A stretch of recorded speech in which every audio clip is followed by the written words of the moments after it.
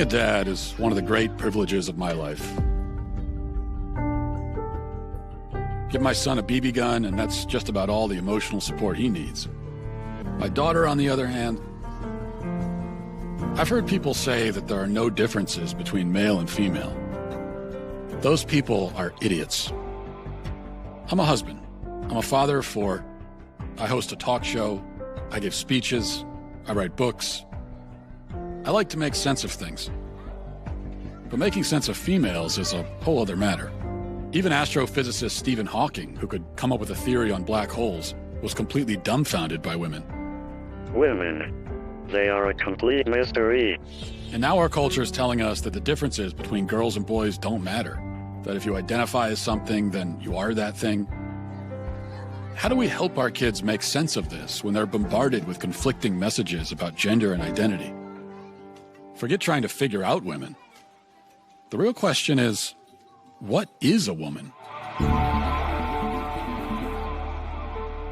As you grow, your body changes from that of a young girl to that of a woman.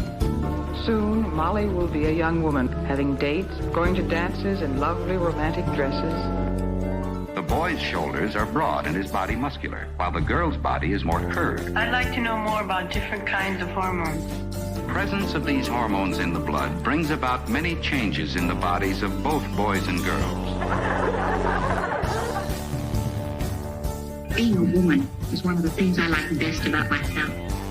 I think you'll like it too.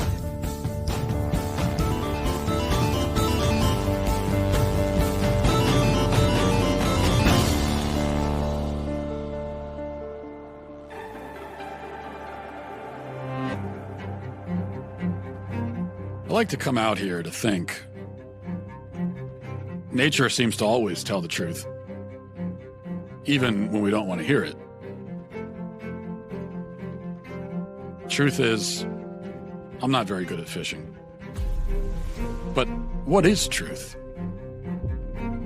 Is there a truth? Is this what progress looks like? Can my boys really become girls? Do I have 4 daughters? Do I now have to pay for 4 weddings? Is there a son trapped in my daughter's body? If so, how do I get him out? Are any of my kids who they claim to be? Who are these people? Who am I? I better see a therapist. In the state of Tennessee, I'm a licensed marital and family therapist, which basically means I've been trained up to think about like systems, family systems, how we were raised up, how that shapes who we are today. So on your website, if you'll bear with me, Sure. Quoting, you say, I use a combination of approaches in my therapeutic work, including anti-oppression, feminist, and narrative frameworks. I rely deeply on systems theory and understanding that individuals are products of and in dialogue with our surroundings, including our families, broader culture, workplaces, nature, and political climates. What does that mean? Yeah, so thinking about the modalities that I use, I'm definitely informed by like feminist family therapy, and the idea is that we live in gendered worlds where there are certain imperatives that are placed on us about who we are and what we do based on how we've been gendered. From the minute I was assigned female, I was told, okay, these are the kind of clothing that you're going to wear. These are the kind of the type of play that you're going to engage in as a child, the path that maybe your life will take because of social expectations. What do you mean by assigned female? Who assigns female? Yeah, so most times people, when they're born, they're assigned a gender By the doctors. Yeah. What do they base that assignment on? So basically it's based on genitalia. So people looking at genitalia and deciding, okay, this is a girl or a boy. And we know now that that sex and gender are so much more than just this binary. Some women have penises, right? Some men have vaginas. That's not how gender works. How do we know that that's not true? Where did we learn that from? Yeah, well, I learned that from hearing from transgender people who've said, like, oh, I'm a trans woman, and just because I happen to have a penis, right, that doesn't mean that this is like who I am as a person, or that genitalia doesn't equal gender. Who they are, their gender expression, that, yeah, a trans woman is a woman. With the fluidity of these things, how do I know if I'm a woman? You know, That's a great question. I like scented candles, and Yeah. I've watched Sex and the City. Yeah. And, Yeah. so how do I know? Yeah, Matt, that question right there, like that question is like when it's asked with a lot of curiosity, right? That's the beginning of a lot of people's like gender identity development journeys. If my mom who gave birth to me is a woman, and my wife is a woman, though I haven't asked her. Maybe I should. But if they're all women, and also the boy who sits down with you and says, I think I'm a girl, actually is one, then what is a woman? Yeah. Great question. I'm not a woman, so I can't really answer that.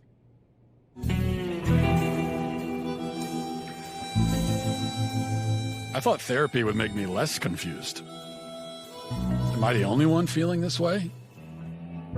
I need to hit the road and find out.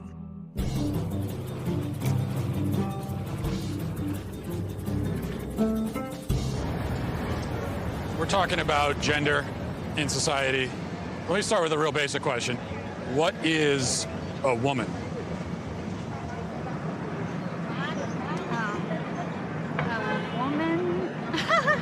I don't want to assume, but you guys are all women? We're all women. Yes, we're women.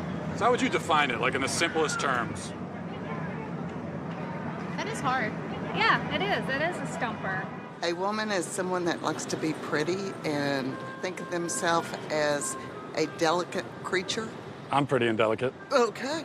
I could be a woman too. Yes, you could. Defining womanhood is just a project of someone who identifies as a woman. Yeah, but what do they identify? You see what I'm saying? What do they identify as? They identify as a woman, but what is that? I honestly don't know. It's a simple question. So why is it so hard to answer? This is going to take some serious investigation.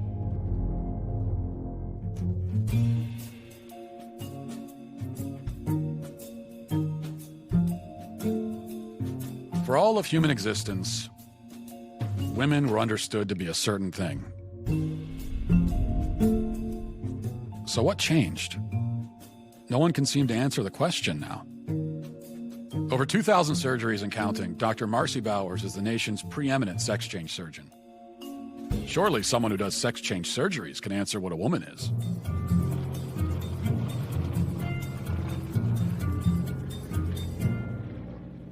Dr. Marcy Bowers, first of all, thanks for talking to us.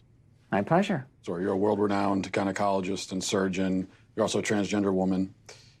Can you tell me a little bit about... Well, I mean, I identify as a woman, but...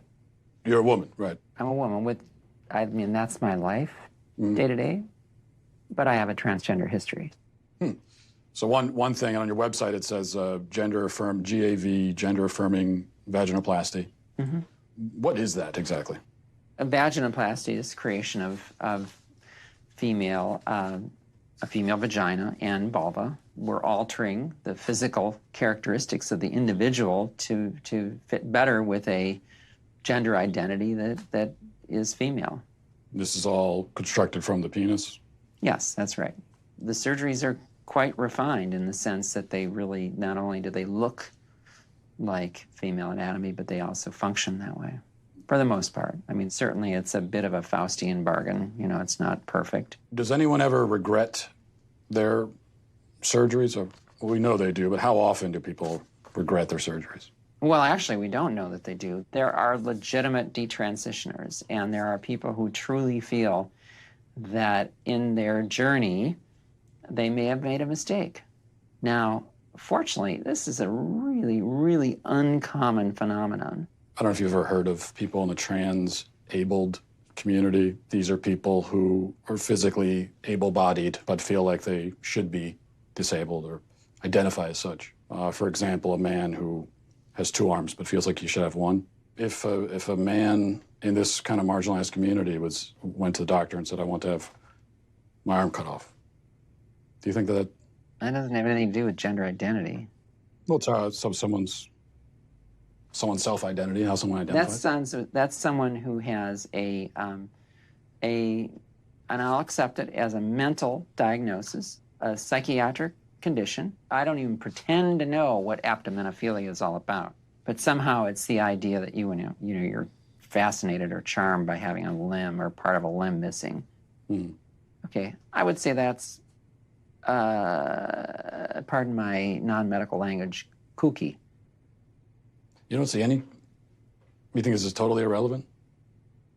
Yep. So the biggest, broadest question is, what is a woman? A woman is it's a combination of your physical attributes and then what you're showing to the world and the gender clues that you give. And hopefully those match your gender identity. The critics on the other side of this, of this issue. There aren't many, but go ahead. There aren't many who would disagree with what you're saying about? Well, the dinosaurs of the world are certainly out there. Yeah.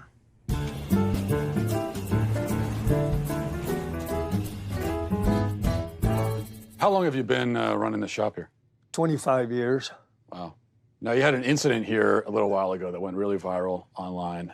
Lots of reaction in the public. Aberdeen Councilwoman Tiesa Mesquias confronted owner Don Suker about a sign he posted in his store. One day I just put the sign up over here, and he came around the corner, and I thought, okay, I recognize him. I says, oh, I recognize you. You're our new city councilman.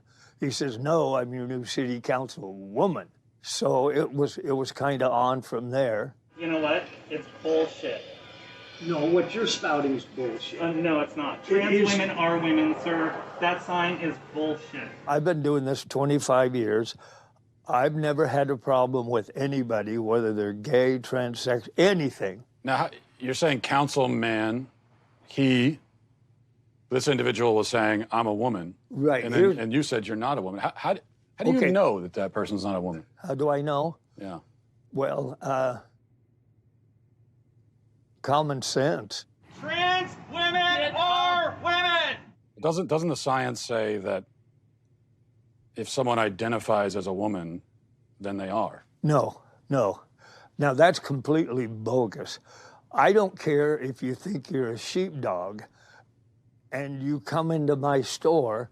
It don't matter to me. Just don't come in and try to shove that shit down my throat. If it makes someone feel better, what about their feelings? I don't give a shit about their feelings. I'm old. What about in the Star Wars universe? Jar Jar Binks, pansexual, do you think? Transgender? Why would I even care? If it's his truth. Well, it ain't true. You're not a scientist. You're not a gender studies major. Or are you? No. No? Okay.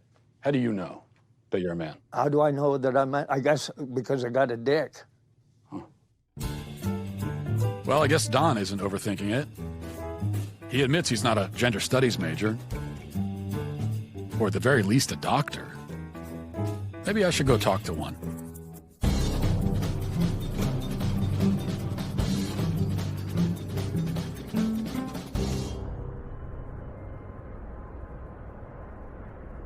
My name is Michelle Forcier, and I have a medical degree from University of Connecticut, residency, University of Utah Pediatrics, and I've worked for a number of different Planned Parenthoods for 20 years. I do advanced contraception and abortion, as well as gender hormones, and sort of looking at the whole sort of schema of gender, sex, and reproductive justice. So you've done a lot of work in this field. Could you just start by telling us? Sure. At what age can a child first begin to transition into another gender or identify themselves as a gender different from how they were born? Yeah. Well, I mean, there's research and data that show that babies and infants understand differences in gender. Some children figure out their gender really early, and the reason why we say, oh, that's interesting or important is because they're figuring out their gender identity is not necessarily congruent with their sex assigned at birth. When the doctor sees the penis and says, this is a male, has the sex of male, that's an arbitrary distinction? Telling that family based on that little penis, that your child is absolutely 100% male identified, no matter what else occurs in their life, that's not correct. So what is gender affirmation care you're a big proponent of? If we walk through, a child is sitting down with you, is questioning their gender, what's the gender affirmation process? Affirmation means that as a pediatrician, as someone who says my job is to provide the best medical care for you, is I need to listen really carefully. And how I put it in words for kids so that they can understand it is, tell me your story. Where have you been in terms of your gender and your gender identity? Where are you right now? And more excitingly, where would you like to be in the future? Have you ever met a 4-year-old who believes in Santa Claus? Mm-hmm. So this is someone who believes that a fat man is traveling through the sky on a flying reindeer at lightning speed, coming down his chimney with presents. Yeah. Would you say that this is someone who maybe has a tenuous grasp on reality? They have an appropriate 4-year-old handle on the Sure. reality Agreed. that's very real for them. Agreed. But Santa Claus is real for them, but Santa Claus is not actually real. Yeah, well, but Santa Claus does deliver their Christmas presents. Well, yeah, but he's not real, though. To that child, they are. When I see a child who, believes in Santa Claus, and then let's say this is a boy and he says, I'm a girl. Mm-hmm. This is someone who can't distinguish between fantasy and reality, so how could you take that as a reality? I would say that as a pediatrician and as a parent, I would say how wonderful my 4-year-old and their imagination is.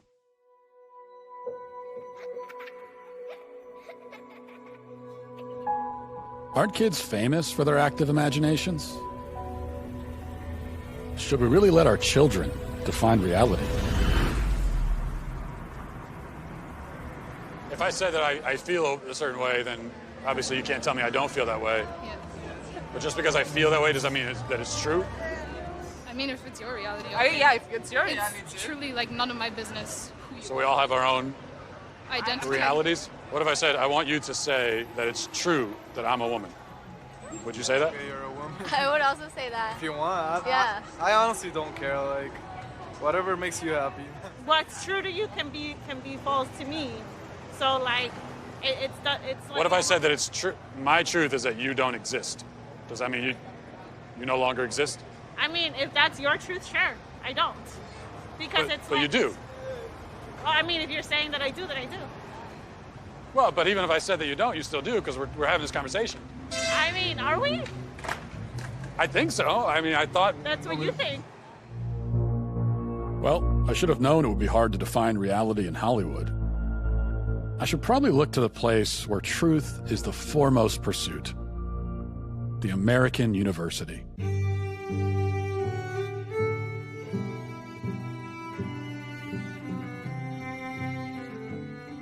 What we do in gender studies is not just reduce gender to what psychologists might call individual differences, but rather thinking about gender. And that's not women and man, but gender as a social form, something that kind of infuses itself into virtually all aspects of social life. Let's talk about that then. I guess we should start with, we've got gender and sex, right? Yeah. What's the difference between the two? Is there a difference? I saw that in your questions and I thought, my goodness, this is what we spend an entire semester kind of thinking through. But what we tend to think about in the social sciences today is that sex refers to a set of biological characteristics and gender is a social construct or category. What I think is often misleading about that characterization is allowed to be sort of messy and complicated.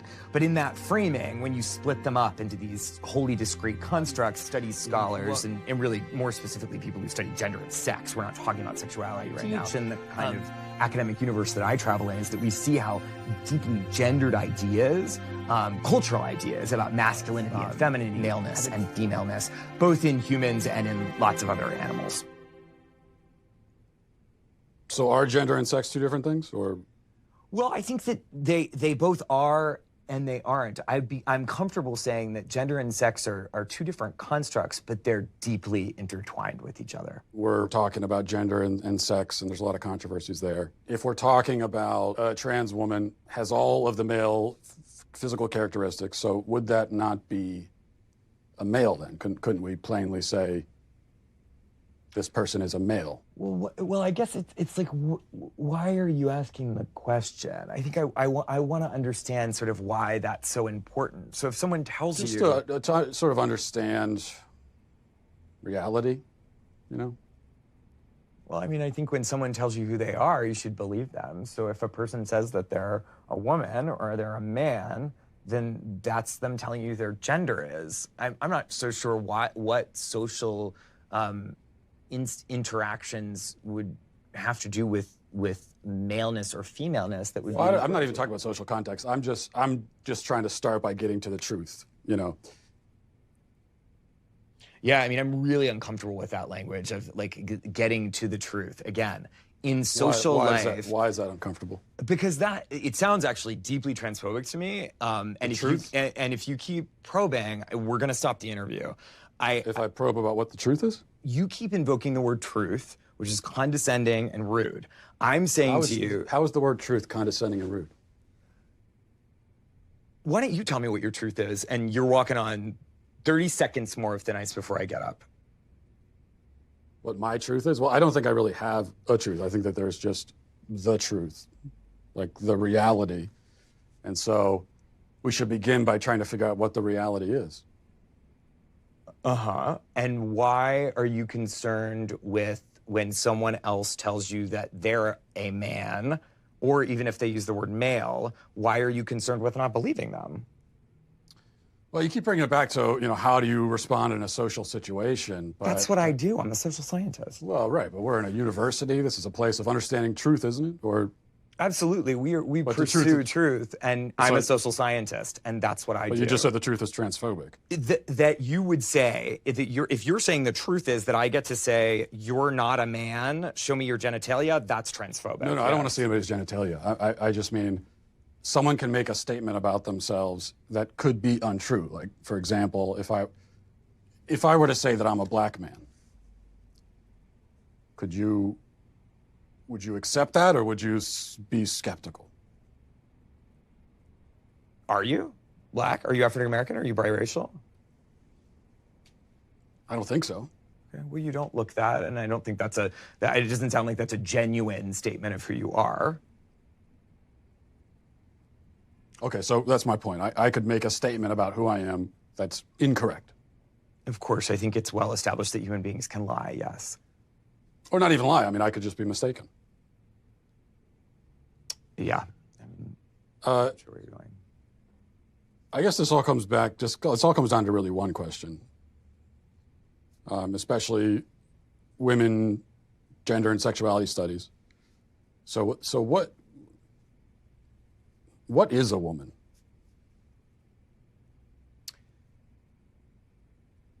Why do you ask that question? I just really like to know. What do you think the answer to that question is? Well, I'm asking. That's why I came to a college professor who's this is what you do. What other kinds of answers have you gotten?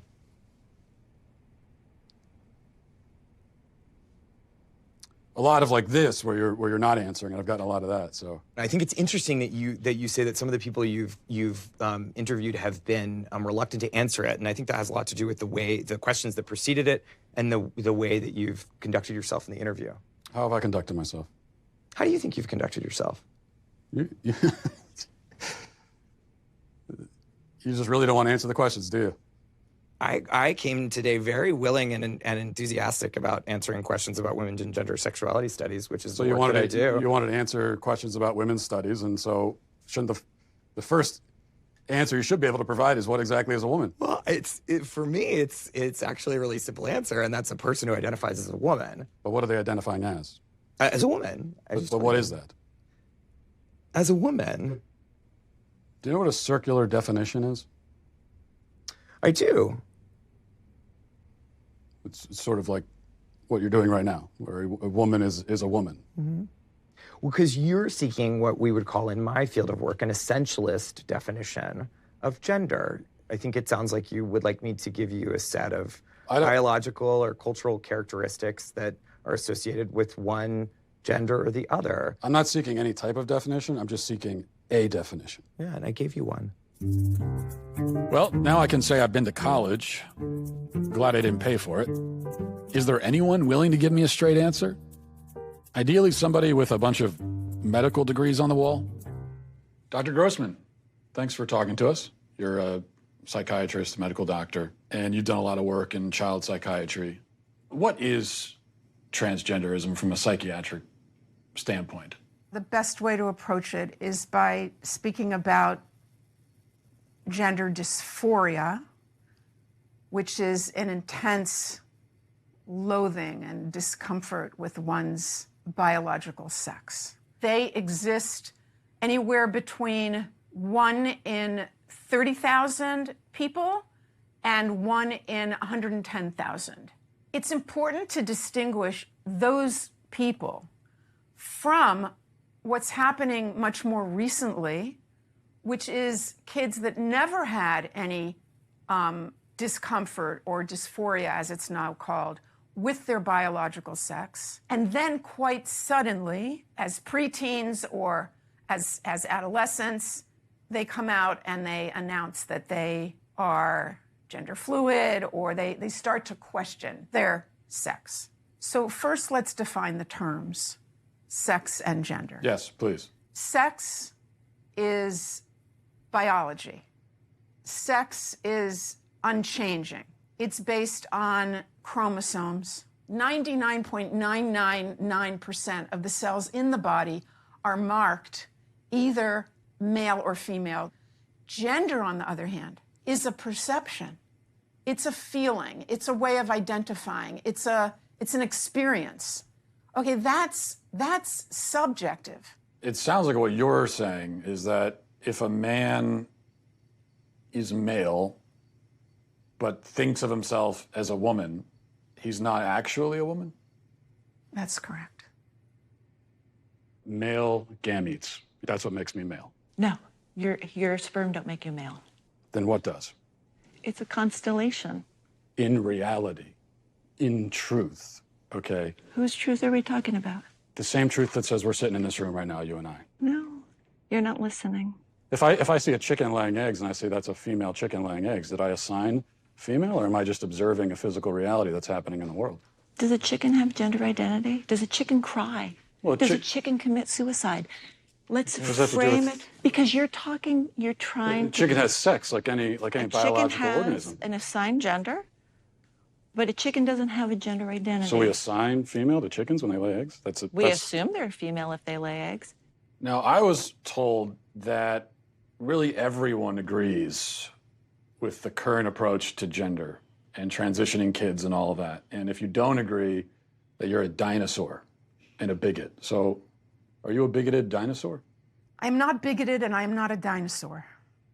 I am rooted in reality and in science. Whose reality? There's one reality. The first race that I competed against a transgender athlete was during my freshman year. And once the gun went off, the two transgender athletes took off flying and left all of us girls in the dust. Throughout all 4 years of high school, I was forced to compete against biological males. I only competed against them in the sprinting events, but I raced against these athletes over a dozen times throughout the years, and every single time I lost. Did they inch you out of medals that you would have won otherwise, or trophies you would have They won? beat me out by 20 meters out of medals, and qualifying spots, I missed out on qualifying for New England's. I had to go in the long jump and the 4x200 meter relay, so I was forced on the sidelines in my own event, and if they were not there, I would have been able to qualify. So I missed out on so much throughout my high school career. Did they win all the events or almost all the events? Between the two of them, they won every single event they competed in. How does that feel? It is so frustrating and heartbreaking because we elite female athletes train so hard to shave just fractions of a second off of our time. And going into races knowing that we will never be able to win. Feels like all that work gone to waste? It does. After so many losses, it just gets to the point of, why am I even doing this? Why am I keep training so hard and sacrificing so much just to place third and beyond? Case in Connecticut, there were 2 male track runners. They were trans girls. Right, and who decided that they were going to race against the girls. And you look at those individuals, you look at their times against the men, against the boys, so they were kind of middle of the pack. And then they're racing the girls, and they're, first and second place. Is that indicative of some kind of unfair advantage that those individuals might have against the girls? No, it's not indicative of an unfair advantage. And I think part of the proof of this is that more transgender girls are coming out in high school and still playing sports. And they're not winning. The Connecticut case is the exception. It got a lot of attention because those 2 trans girls performed well. But there are many, many more trans girls competing in sports, and they don't excel. Because at the end of the day, whether or not you win a game is about how hard you work in your practice, and most of us aren't going to win. And that goes for transgender athletes, too. Let's go, girls.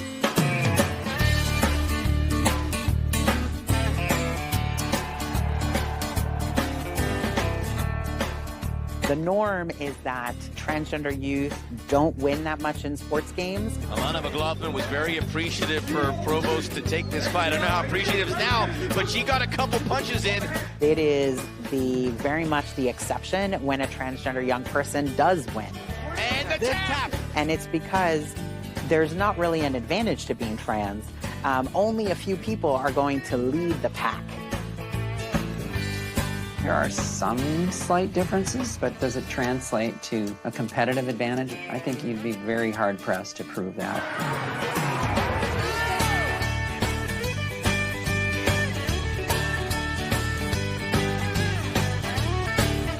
If there was a big advantage to being transgender in sports, then we would see transgender women totally dominate. And over the last half of the pool, nobody will touch Leah Thomas.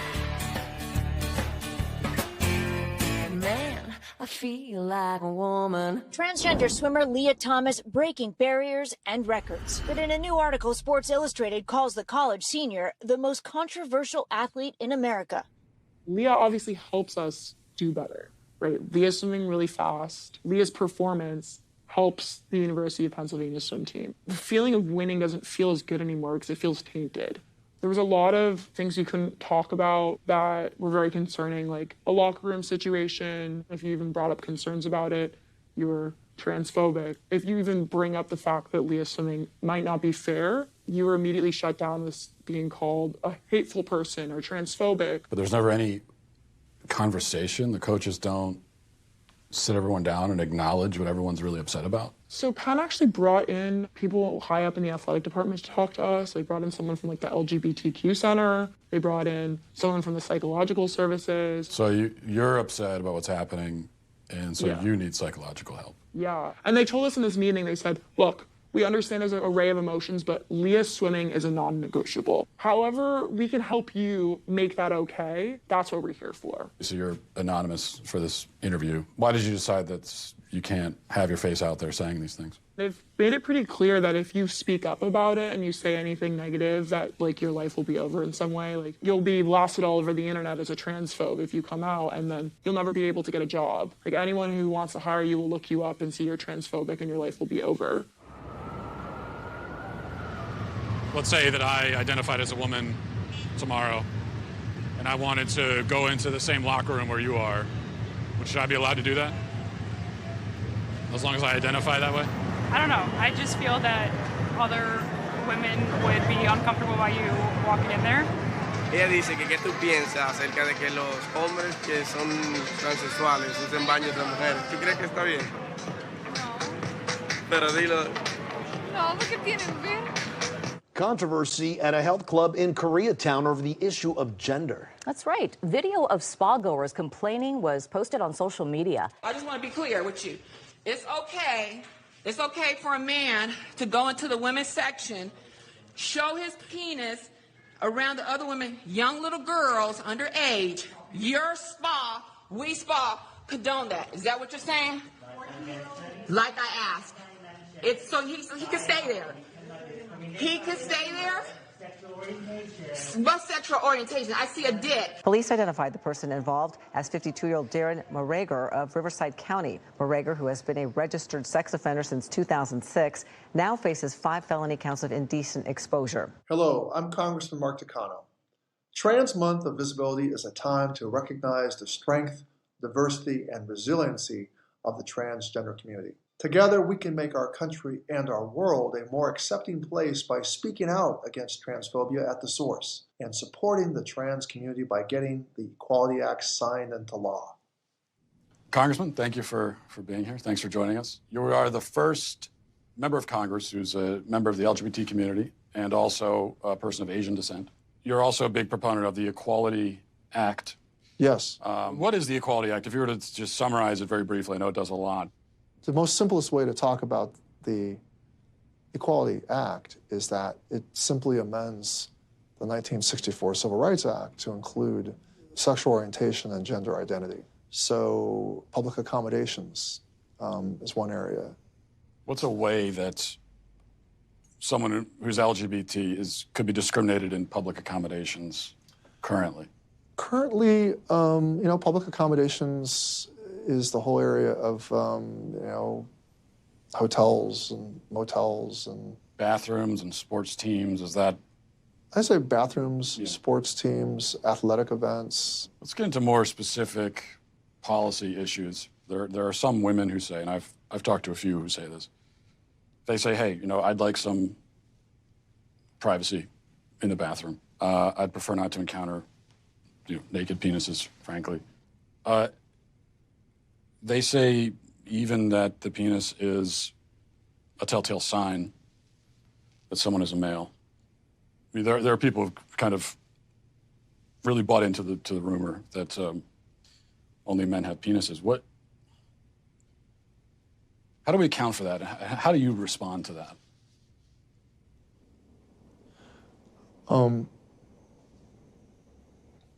Well,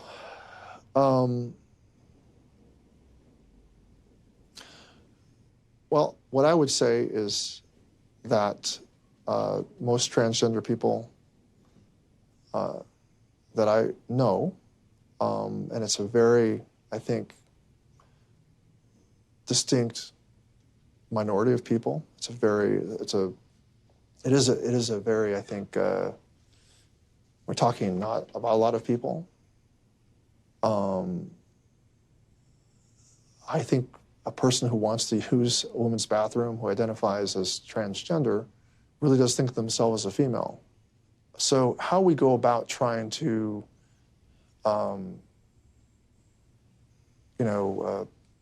respect their basic right to live, I think will be an important part of this law. And bathrooms. Well, wait a minute. Bathrooms are, where you want to take this conversation, instead of the basic right to just life, is something that I'm kind of mystified that you're kind of not focusing on first, that we're going straight to the controversy over bathrooms. So, you know what? I think this interview is over. Yeah. I think this interview is over. I just had one last question. The interview's over. We want to know what is a woman? Please turn off the cameras. Excuse me. So we're going to end the interview. If you guys could please pack up and return the office exactly. I just wanted to know. Okay. I came all this way to know what. Thank you. They're fair. I just wanted to know what is a woman. And you're not going to find out.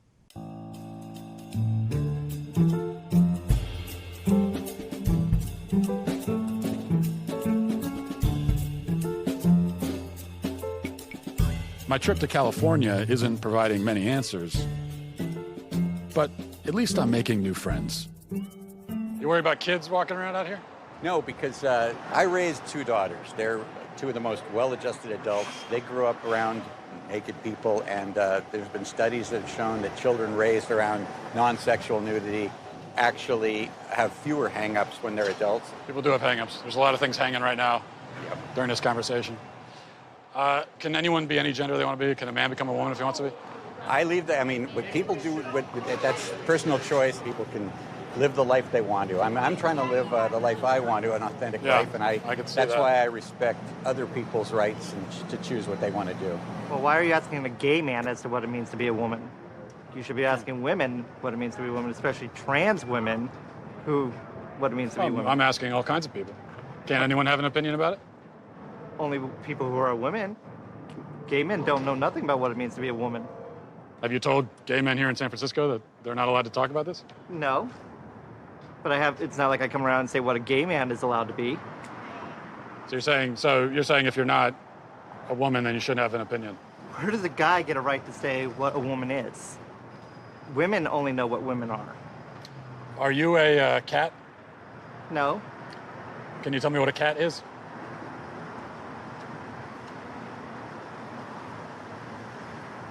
This is actually a genuine mistake. I am sorry I even came up there. You want to tell us what a woman is? If my friend in the purple hat is correct, and only women can tell me what a woman is, I guess I need to go where the women are.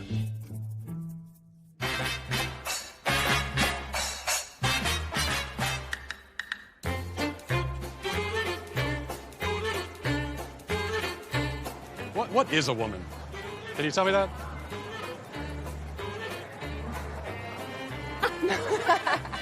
Well, you're at the Women's March. You must have some idea.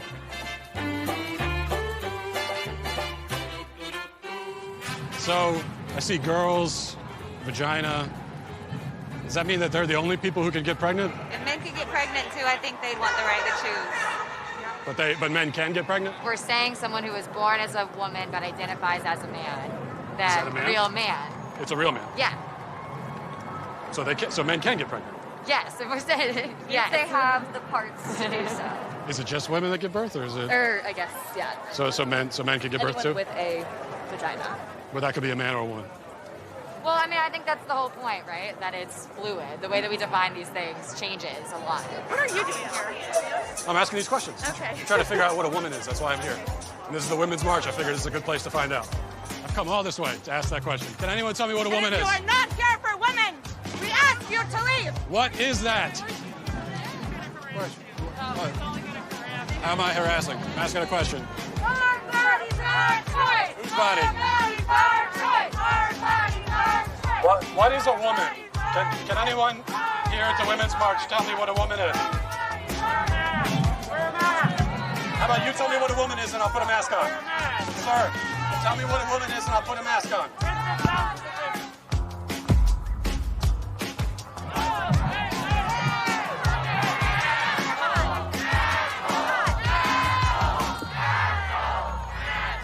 Please, if one person could tell me what a woman is.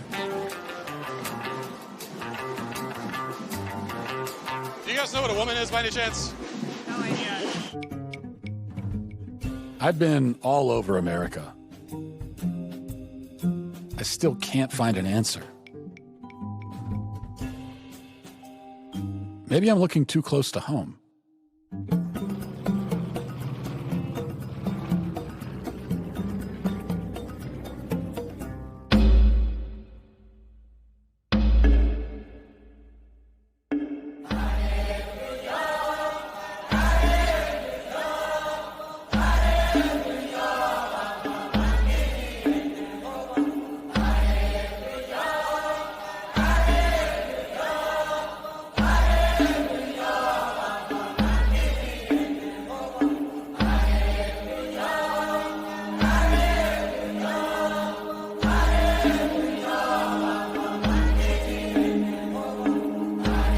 Came a long way to come and talk to you guys, thousands of miles from America. So thank you for inviting us into your tribe, first of all. I can say it is my pleasure to meet you and feel most welcome, but you're here to learn with me. I'm here to learn with you too. Great.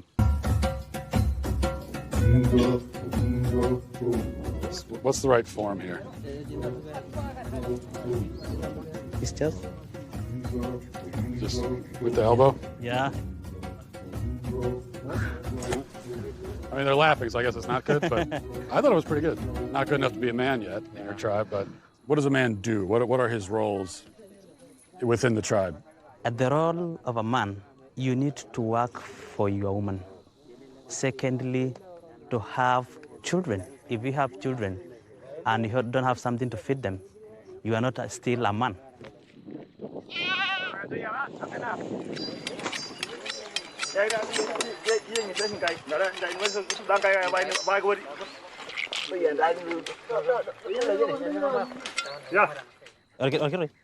go. All right. Yeah. Okay. That's the blood. It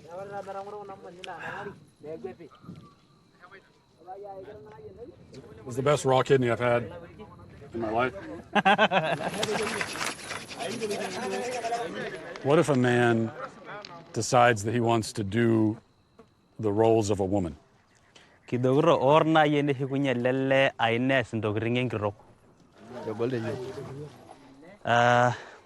Maasai community, it will not exist at all. Doesn't exist? What if a man decides that his gender identity is woman? A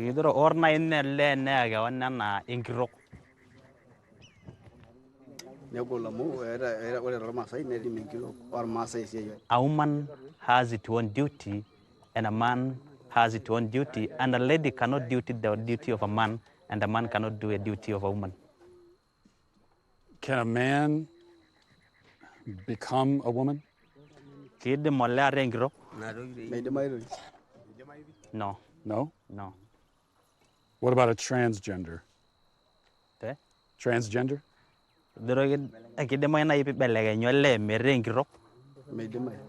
No. No? It will look like if you want to become a lady but you're a man, you have something wrong in your mind. Something wrong in your family, something wrong in you. What about if someone was non-binary? Come again? Non-binary? Do you know, like non... Like someone is you're not a woman, you're not a man. Yeah, someone is neither. There's something else. Is that?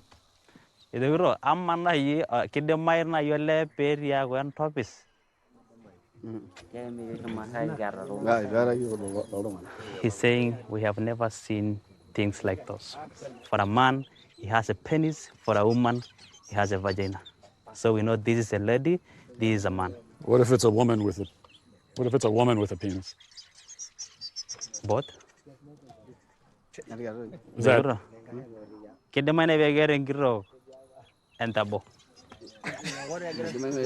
People are laughing. Is that a dumb question? They're just laughing because they have never heard something like that. This is their first time to hear. Never heard it before. A woman have a penis, and she is a woman. In my country, I can't go a day without hearing it. We hear it every day. So in my country, sometimes you'll hear people say, a man will say that I'm a woman trapped in a man's body, and so they say that I have a woman trapped inside me.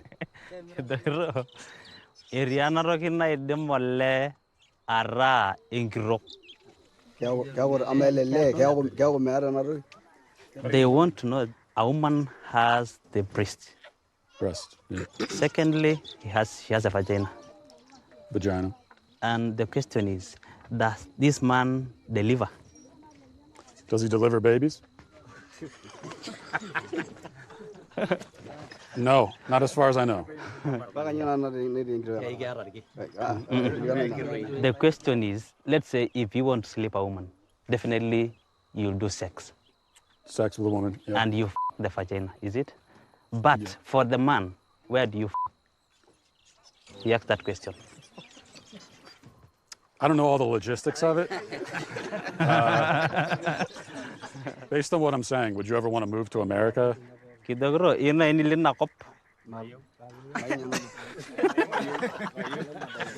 say no, never. What is a woman if you had to give it a definition. She's saying a woman delivered, a man cannot. So it sounds like you don't spend a lot of time thinking about gender. You just kind of live your lives. You don't think much about it. He said, no, because we believe that's a God plan. God's plan? He's saying that I'm shocked on what you are telling me. He's shocked? Yeah. The Maasai people don't think much about gender, but they have a firm sense of their identity. It's clear that gender ideology is a uniquely Western phenomenon. So where did all this come from? Who came up with it? And why? Matt, I want to show this to you. You're a parent, right? Okay? It's perfectly normal for 10 years and up. Here's just one page I want you to see here.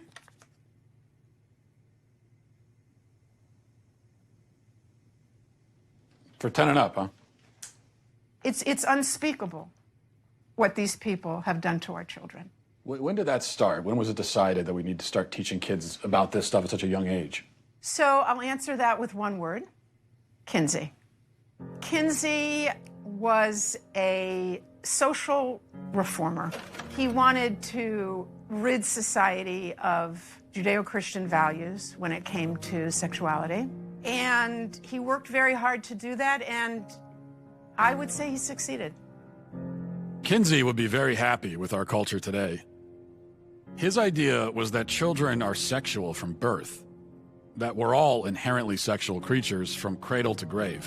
He believed that true happiness is found in a life of perverse sexual experimentation, no matter the age. What came out is that his research was fraudulent. Kinsey based his fraudulent conclusions on data he collected from convicted sex offenders and child molesters. His research was conducted in prisons, not everyday America. He also performed horrific sexual experiments on children, some under the age of 1. His most influential book, Sexual Behavior in the Human Male, contains an infamous chart called Table 34, which documents the orgasms of very young kids, including babies as young as 5 months old.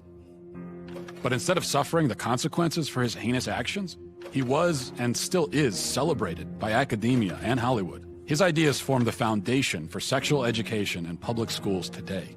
How do we get from this to you can choose your own gender? Okay, well, now we have another very important character, and his name was John Money. John Money was a psychologist and professor at Johns Hopkins University. Gender ideology was his brainchild. In fact, he coined the terms gender identity and gender roles. And according to Money, babies are gender neutral at birth, and ultimately environment determines whether a person is a man or a woman. Money was telling the world about his theory that a boy could be raised as a girl and do just fine, and vice versa. And so Money tried out his theory on 2 young twin boys, the Reimer twins. When the twins were 8 months old and they went to be circumcised, the first twin, whose name was Bruce, something went wrong with the machinery and his penis was burnt off. They stopped and didn't do a second circumcision on the other twin, as you might imagine. And the parents, of course, didn't know what to do. How are they going to raise this child? John Money convinced Bruce's parents to transition him into a girl.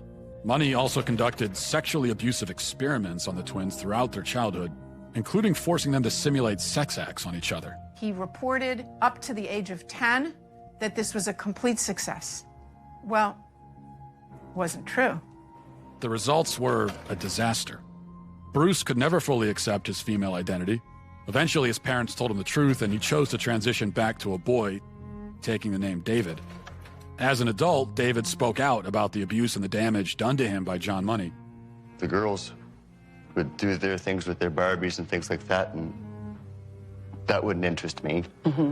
And things such as trucks and building forts and, getting to the odd fist fight and climbing trees, that's the kind of stuff that I like, but it was unacceptable, so I'd never... As a girl? As a girl, I had no place to fit in.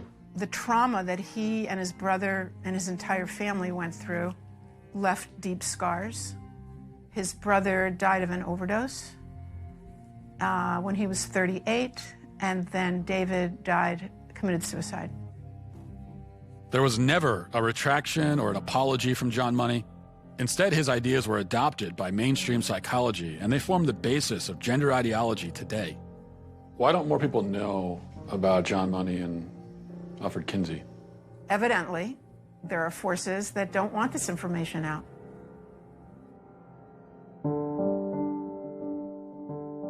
I never fit. I was an alpha female, a sales executive that kind of just didn't fit in any box. When psychologists or somebody that I was in love with or whatever said that I was in the wrong body, I started to think, well, maybe I am. I'm a biological woman that medically transitioned to appear like a male through synthetic hormones and surgery. I will never be a man. Is it transphobic for me to tell the truth? Why is it that a couple hundred years from now, if you dug up my body, they're gonna go, yeah, that was a woman, had babies. Can you tell me about the procedures that you had? I've had 7 surgeries. I've had 1 stress heart attack. I've had a helicopter life ride with a pulmonary embolism. I've had 17 rounds of antibiotics. I had 6 inches of hair on the inside of my urethra for 17 months. Nobody would help me, including the doctor that did this to me because I lost my insurance. I get infections every 3 to 4 months. I'm probably not gonna live very long. Was there any real discussion of the risks and the side effects and... No,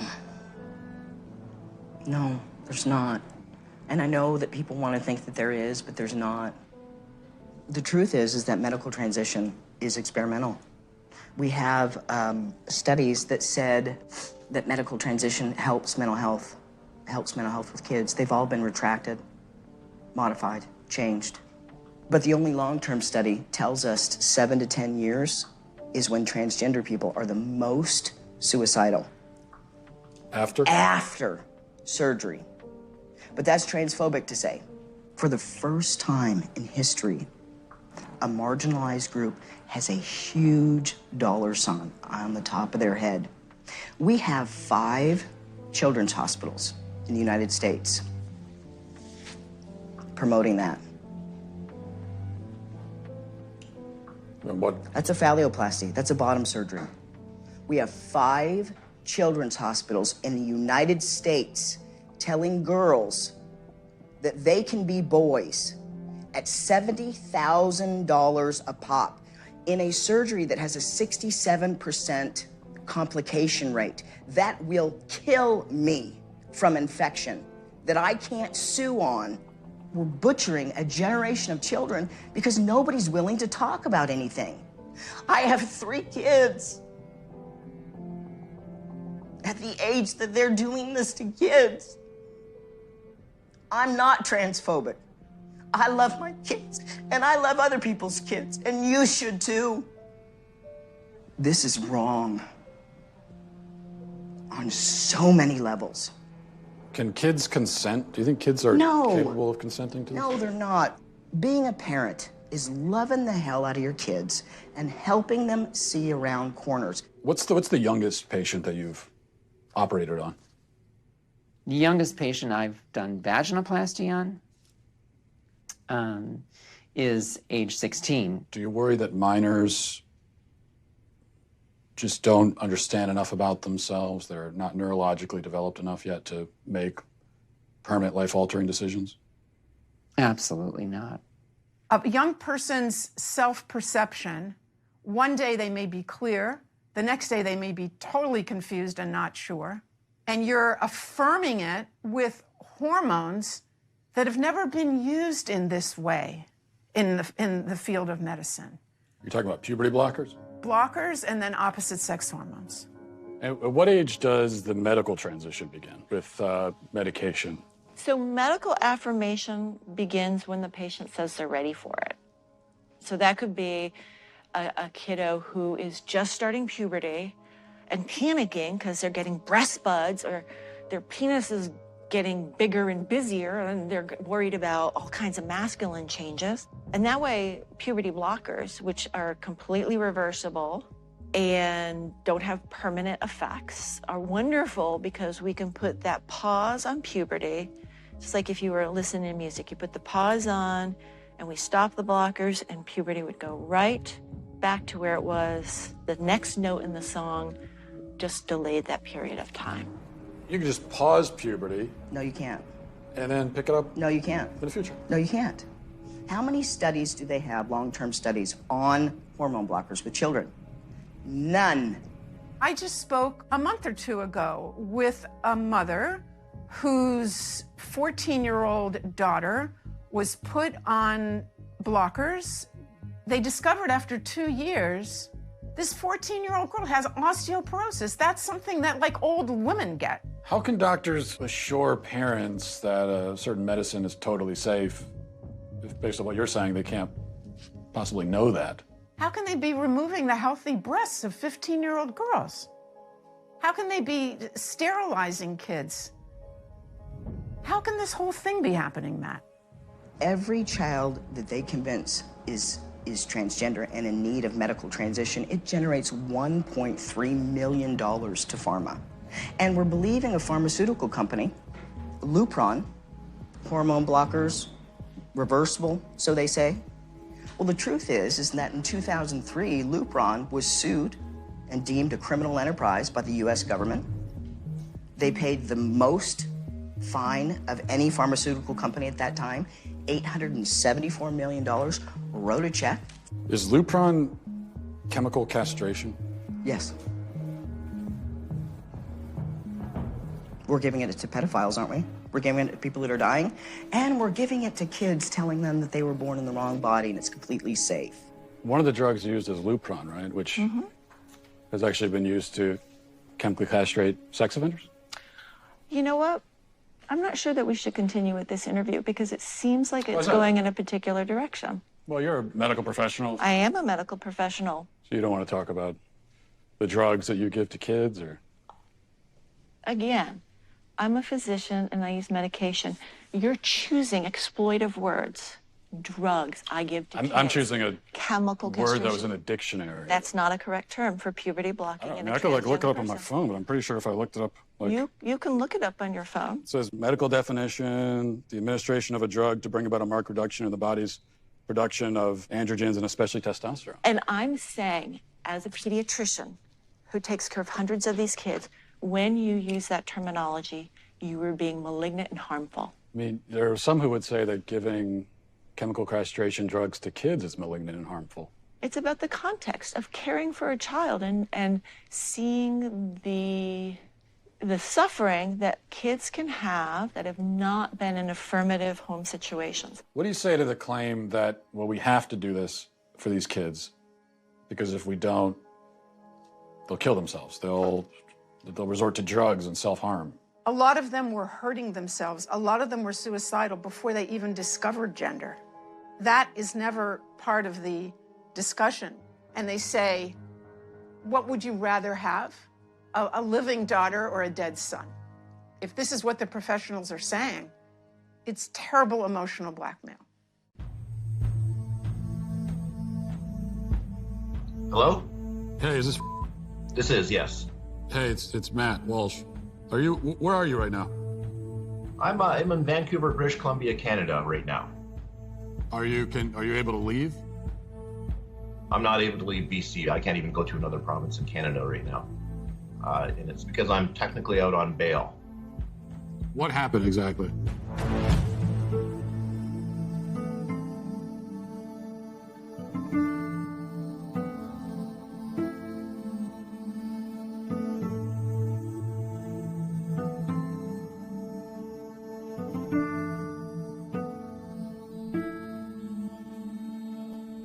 How exactly did this get into the courts to begin with? Right, so what happened is we set up a meeting with BC Children's Hospital. And according to the BC Children's Hospital website, there's going to be a thorough evaluation, and I'm thinking, good, this is going to be the end of it all. They're going to clearly see that my child is not the opposite sex. So my ex-wife brings my child into BC Children's Hospital. I get a call. less than an hour into that appointment is that they were going to pump her full of cross-sex hormones within the hour. And I put a halt to that. I said no. They agreed to stop for the moment. They figured, well, let's get the dad on board too. This is all going to be better. Let's just get everybody on the same page. I said, it's not going to happen. So I get a letter from BC Children's Hospital in December of 2018. And it says that under the BC Infants Act, they will start injecting my child with cross-sex hormones. And I have 2 weeks to respond with legal action if I so choose. And so that's how I ended up in court, because I did respond with legal action. So you called your daughter a she, and you went to jail for that? It's considered criminal violence to not use the preferred pronouns. It is no different than, let's say, I were to take a broomstick and whack one of my kids over the head. So they were treating it in a similar fashion, that mispronouncing my child was the equivalent of family violence. Is she on the hormone pills now? She is. The court ordered that she could do whatever she wanted. 2010 until, I would say, 2016, I would say 80% of my clients were trans youth. Now it is, you identify, you take hormones, you do surgery. There isn't any other pathways. So if you have two parents, one parent wants to affirm the trans identity, the other parent doesn't, who wins that battle? The one who wants to affirm. Every time? Every single time. The goal is to get the parents to affirm the kid.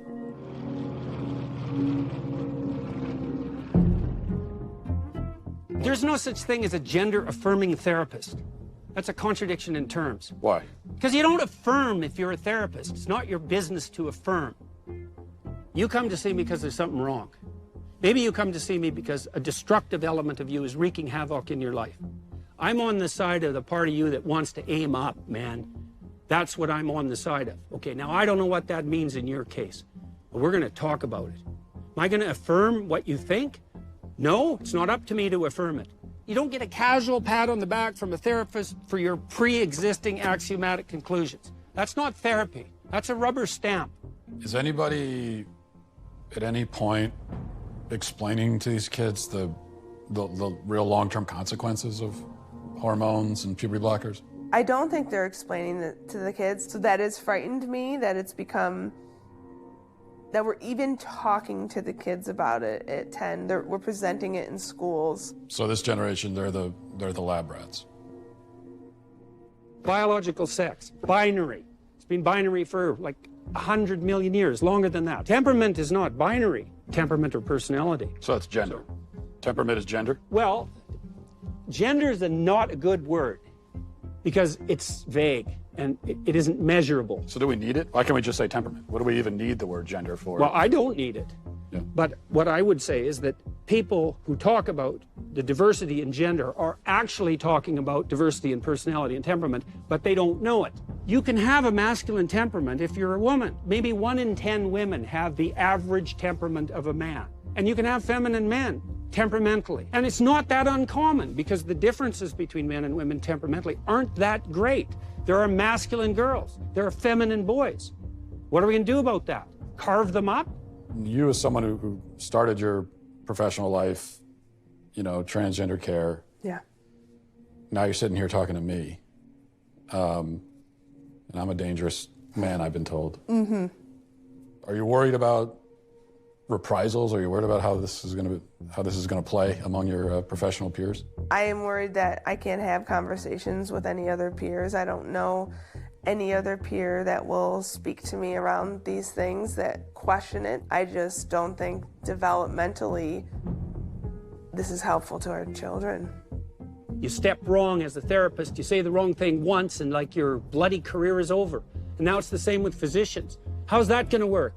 You're going to go have an honest conversation with your physician when he's terrified out of his mind that he'll say something politically incorrect during the diagnostic processes? Hey man, you're sick with whatever you want to be.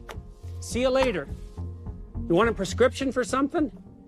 I left academia because the climate had become too stifling politically, especially when it comes to the topic of gender identity and the science of gender. It is absolutely impossible to do good research. You basically have to decide beforehand what you're going to find so that you don't upset activists, and that is not how you do science. Why has this shift occurred where all of a sudden gender and sex have become so politically and culturally charged? There's a really ugly history between sex researchers and transgender activists. In the past, if any sex researcher spoke out about science that went against activist orthodoxy or particular narratives that activists wanted to promote, they would basically have their personal and professional reputations ruined. So what you see is that only experts who toe the party line and say the things that activists like, those are the people who get attention, those are the people who get lifted up in the media. And also, I would say people are incentivized to go along with the activist narratives and gender ideology because that helps their career. Trans is very cool. Trans is a way of giving yourself value, given the way society at the moment is functioning. All of the things that used to give us anchors of identity have become very fluid or very volatile in recent years. And into that context, I think what you find then is new identities start to fill the void or the vacuum. Whereas in the past, I might have got my sense of self-worth from being part of the village where I grew up. Now I might get my sense of self-worth through being part of the online community that I connect with, or part of the sexual identity community. So now we are seeing kids that are identifying as animals going to school, and they are purring instead of answering questions, and they meow, and the teachers are not allowed to question it because it's considered a queer identity. So you have kids that are going to school and they're saying, I'm a cat. Mm-hmm. And the teachers have to affirm them as a cat. Yes. So it's the not schools just are like the literal zoos now, basically. They are. I am a 27-year-old transgender woman. I am a Wolftherian and a member of the furry fandom. When and how did you discover this inner wolfness?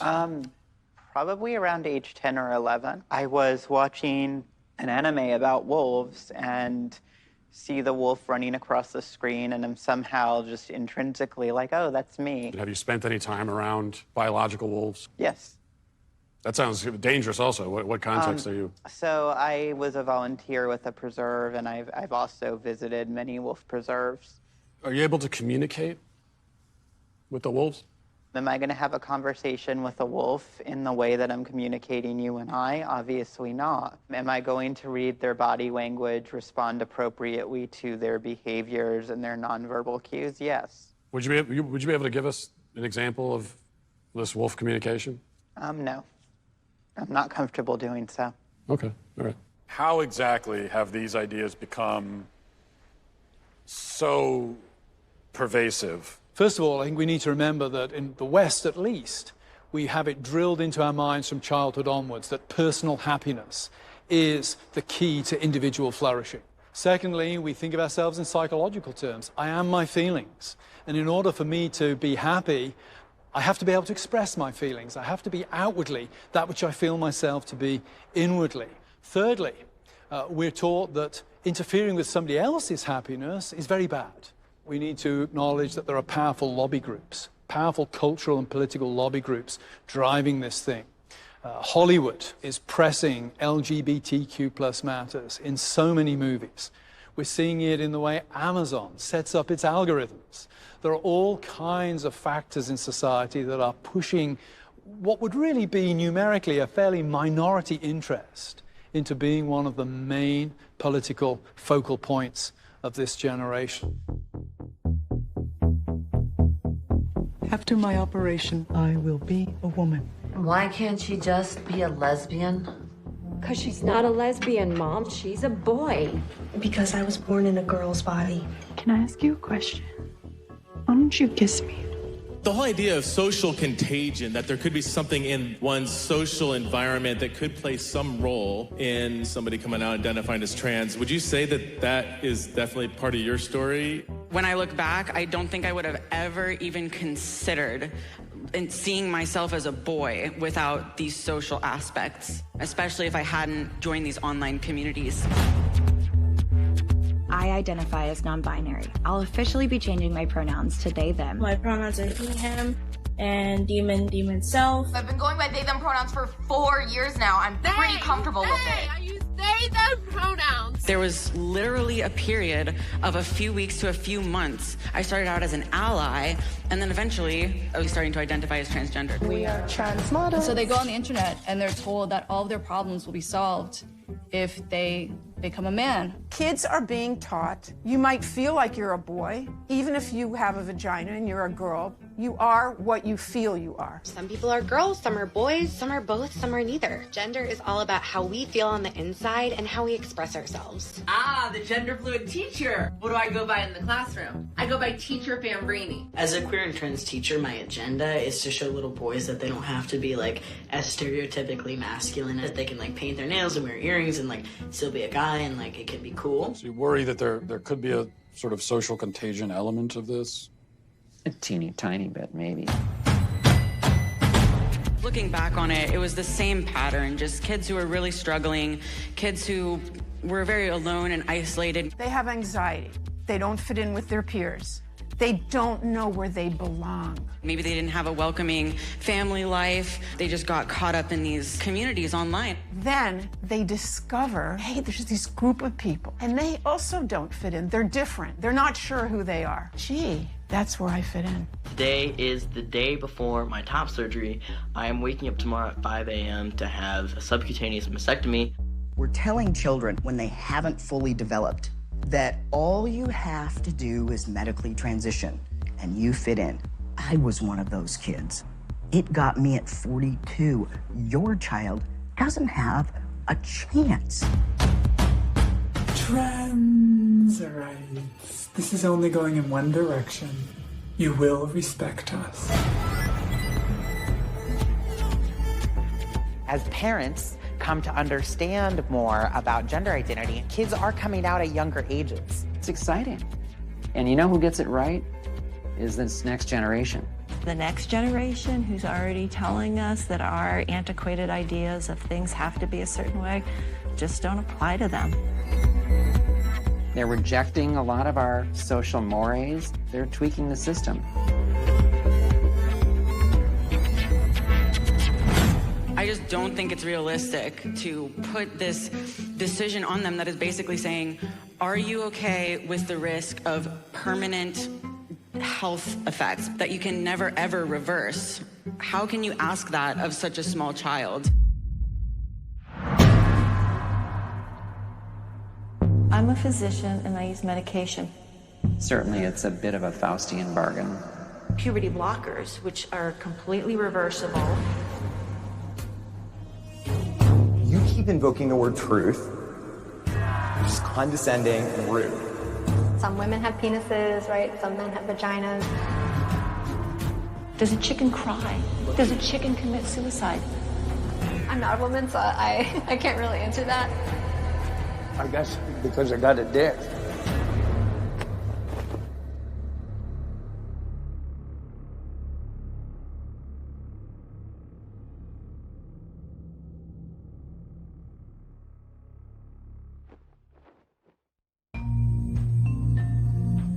Somehow this madness has infected our entire society. Am I the crazy one? I'm done asking questions.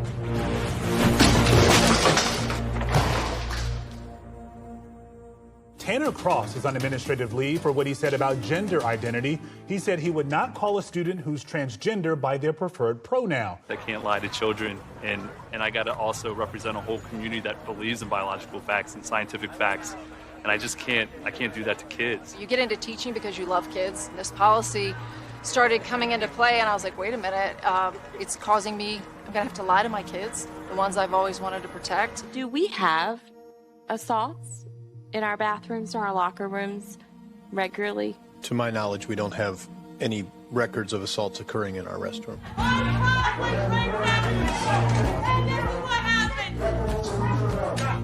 The predator transgender student or person, simply, it does not exist.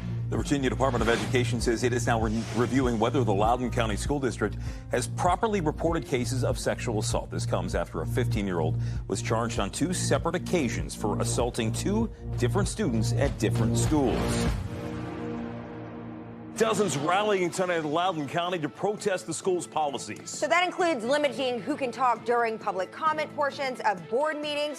One speaker leased property in the area just so he could speak tonight. Fox 5's Paris Jones is live with the details. That's right. Conservative commentator Matt Walsh told me he's leasing out someone's basement in Loudoun County so he'd be able to speak during tonight's meeting. I decided last week to fulfill my lifelong dream of being a Loudoun County resident. You know, I've always felt like I lived in Tennessee. I felt sort of like a Virginian trapped in a Tennessean's body. I identify as sort of state fluid, I guess. This is Matt Walsh. He tweeted, "How do you do, fellow Virginians?"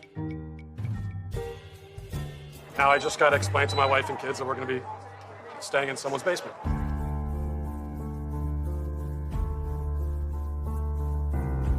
They tried to muzzle me by not allowing me to speak.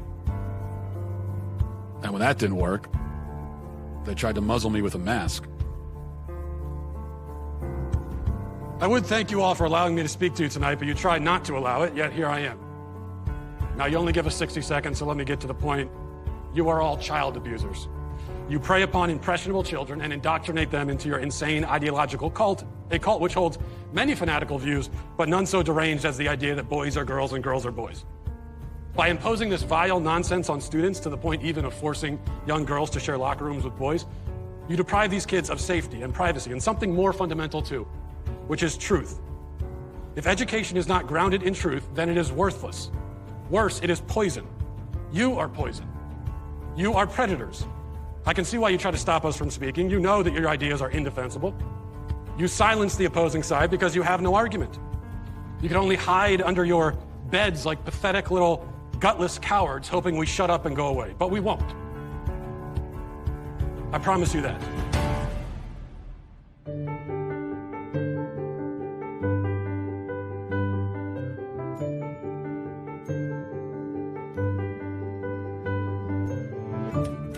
Johnny's a boy with a big imagination. One day he's a dog, the next day a crustacean. Johnny's mom loves her son's make-believe time. You're Johnny the Walrus till you change your mind. Matt Walsh is out with a new children's book. The book is called Johnny the Walrus. What is this about? It's sold out on Amazon in a few hours. So I have embraced my true calling as a children's author, hence the cardigan. The book is about a little boy who's very imaginative and playful, and like I have 4 kids, and they all have an imagination. Yeah. And he likes to pretend to be different things, and one day he pretends to be a walrus.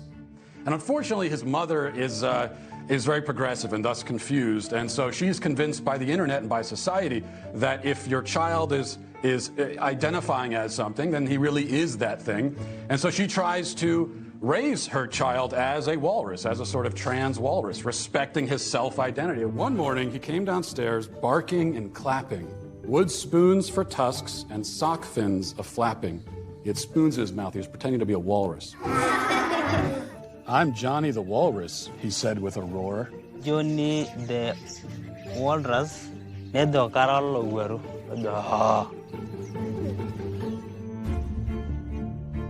This is a hot topic. Yes. That's a good thing, right? Yeah, absolutely. It's good for us to have these conversations so people open their minds and relearn and unlearn to what we've been taught. So I want this to be a safe place to talk about and learn.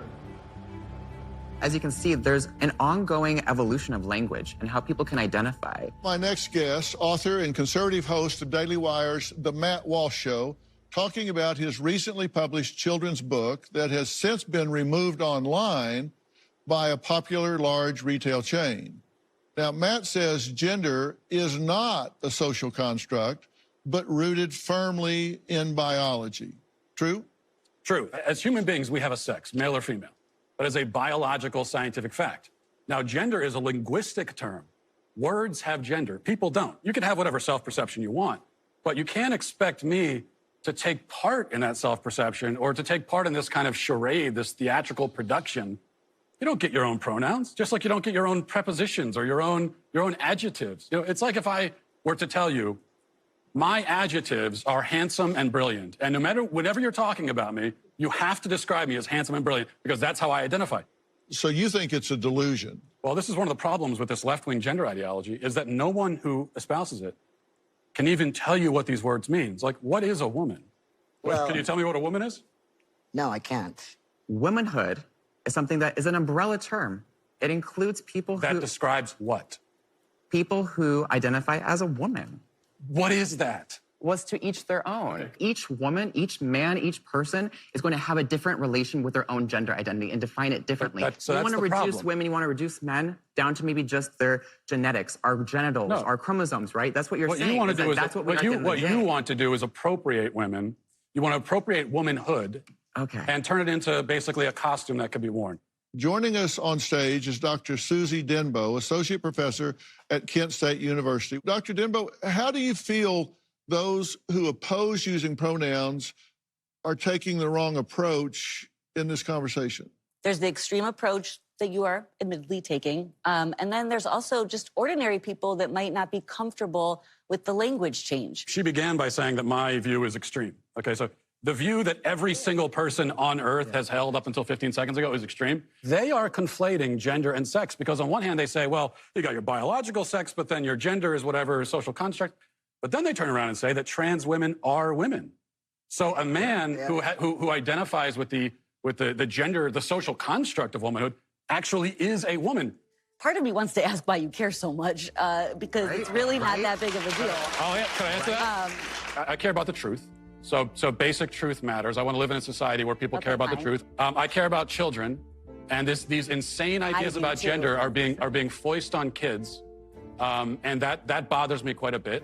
I care about the women who are having their opportunities stolen from them. I care quite a bit, yeah. I wanted us to have a safe place to be able to talk about this, and it seems like we should just keep the dialogue going and hopefully find some middle ground.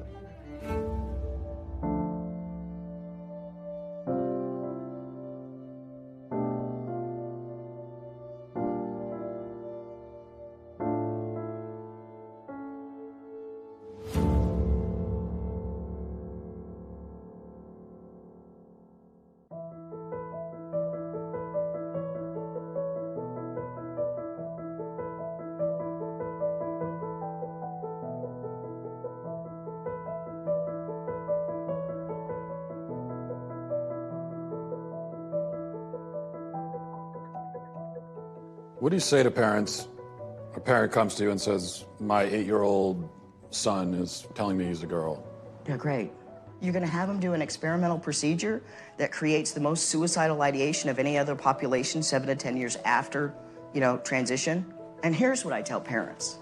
You don't have the right to medically transition your child. We have no research on long-term hormone use. We will be seeing the first generation of long-term hormone use. And we already know, at least with 10 years of hormones, you're giving yourself cancer. What's your message to parents who are trying to cope with this? The first thing is to tell parents that they're not alone. It is our responsibility as a parent to be the frontline defense for our children. And I know with my child, a lot of people will say, was it worth it? Because you now seemingly have lost your child. And I'll say, yeah, but at least I've saved my conscience and my morals and my convictions. And when my child turns 25 and says, Dad, where were you? I'll say, I was there. I was fighting as hard as I could. I was not prepared to let this happen.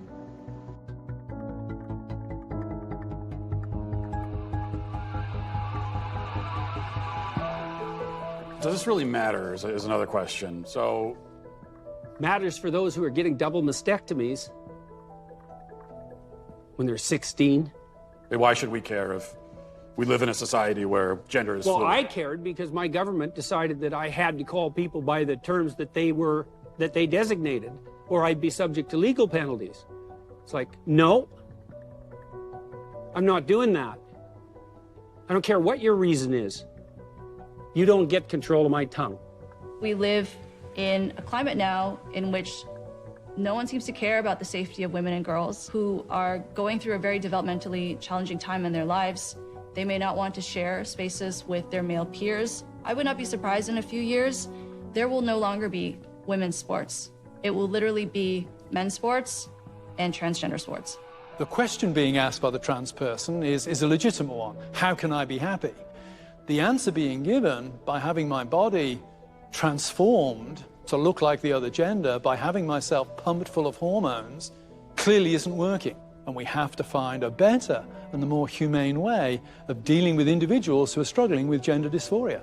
I have the utmost compassion for people who suffer from gender dysphoria. It's a nightmare for them and their families. The vast majority, up to 90% of kids, if they go through a normal puberty, they're going to be okay. They will be at peace with their bodies, and they will have avoided dangerous and experimental medical interventions and surgeries. Maybe we're up against a battle here, up against a hill that perhaps, we're not going to necessarily win today, but if we don't pave the way for a win, we'll never get there. So we're going on this journey. Boys can be girls, girls can be boys, men can be women, women can be men. It makes me wonder, what is a woman? What is a woman? A woman is someone who claims that as their identity. It could be many things to many people. I think the question really brings up the fact that it is pretty relative, right? That if you ask women across race, across identities, across class, across culture, you will get a different answer. Some of it is, based on biology. Some of it is based on hormones. Some of it is based on what you wear and how you present yourself. A woman is not anything in particular. There's no one particular thing. There is not one particular thing. A woman is someone who says that she is a woman and transitions to be a woman. Who says that she's what? Can you define the word woman without using the word woman? It's actually kind of it's a curious question, but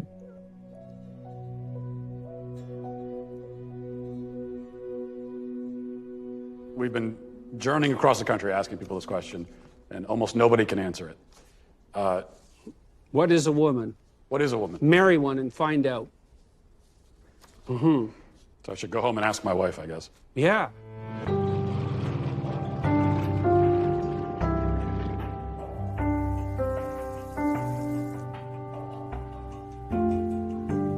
Hey, I've been meaning to ask you something. Uh-huh. What is a woman?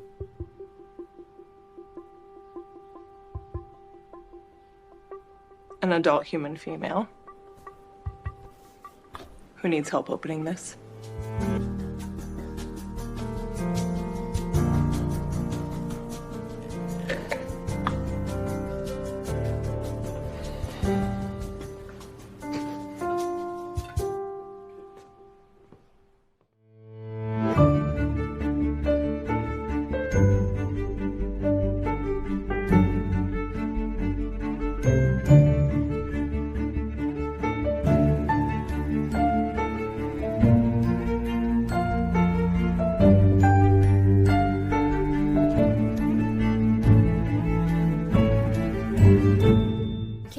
Provide a definition for the word woman.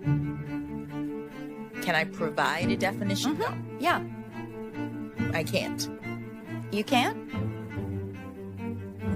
Not in this context. So I'm not a biologist. The meaning of the word woman is so unclear and controversial that you can't give me a definition? Senator, in my work as a judge, what I do is I address disputes. If there's a dispute about a definition, people make arguments, and I look at the law and I decide. Well, so I'm not.